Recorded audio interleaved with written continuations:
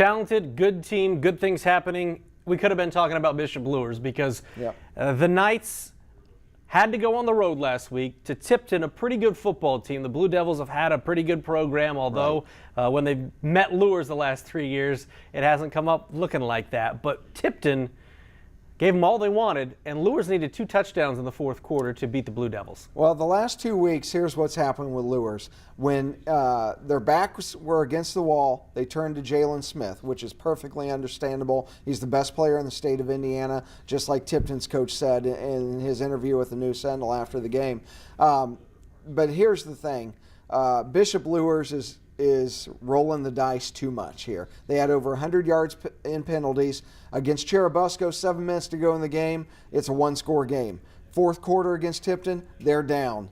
And I don't think that Bishop Luers can survive another game of living on the edge like that. I think they're in trouble this week. Not trouble like they'll lose by 21 or anything. Trouble that you're going to have a lot of penalties. You're not going to just be able to rely on Jalen against Gary Andrean to bail you out when you're down in the fourth quarter or barely ahead. So they either need to clean up their act a lot, and they did play great defense against Tipton. They held a really good offensive team in Tipton to just 12 points.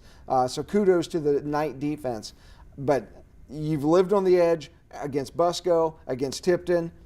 I don't know if you can do it 3 times in a row. I think Bishop Luers is in trouble this week, going all the way on the road, all the way to Chicago, basically. And if you're not going to have discipline, you're not going to throw the ball well, I think you could be in trouble.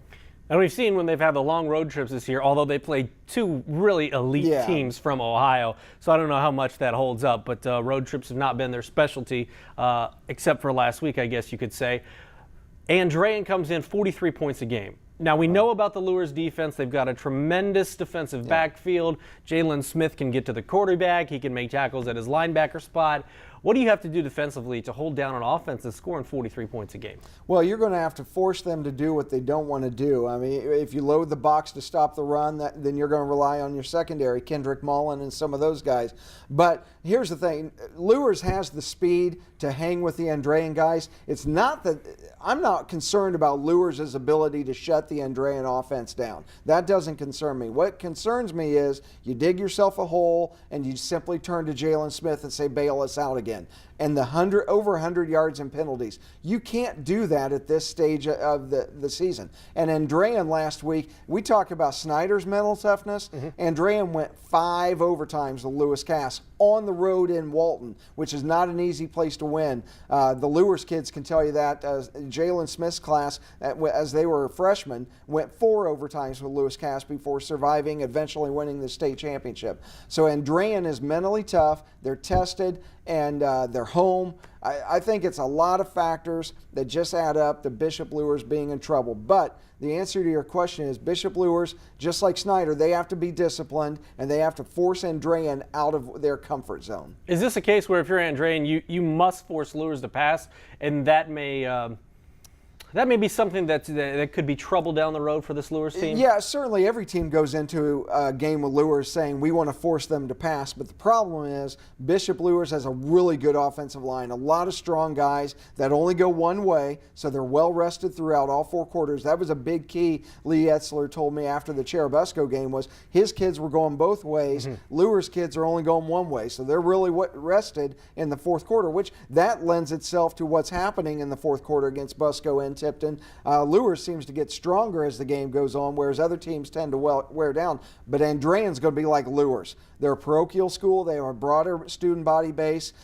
They can get kids from a wide area. They're going to have one-way players too. And so maybe that doesn't play as big a factor as it did against Tipton and Busco. But so you can sit here and say, yeah, we want to force them to pass. But the problem is Luers has a great offensive line, and they have the best player in the state of Indiana to hand the ball off to in Jalen Smith. So that's easier said than done. If you had to predict right now, who would you predict? I'm going with Andrean by 7. Really? I was going to go with Luers by 7. But now all your convincing arguments are making me rethink it.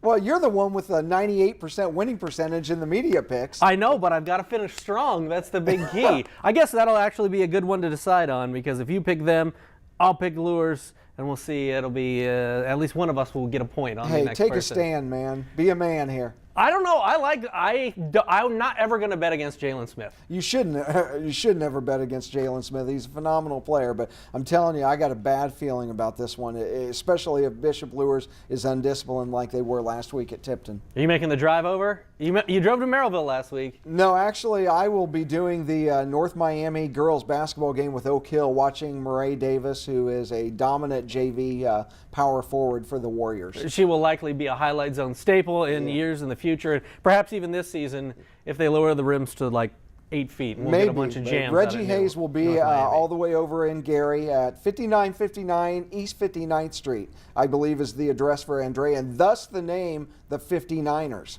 It makes sense. It all comes together. It is full circle, and it's full circle here on Inside the Zone. Next week, we're going to be talking state championships. Hopefully, we'll have a couple of teams alive as Snyder and Luers both look to win semi-state on Friday. He'll have you covered in the News Sentinel. We'll have you covered on the Highlight Zone. He's Tom Davis. I'm Glenn, and we'll see you next week.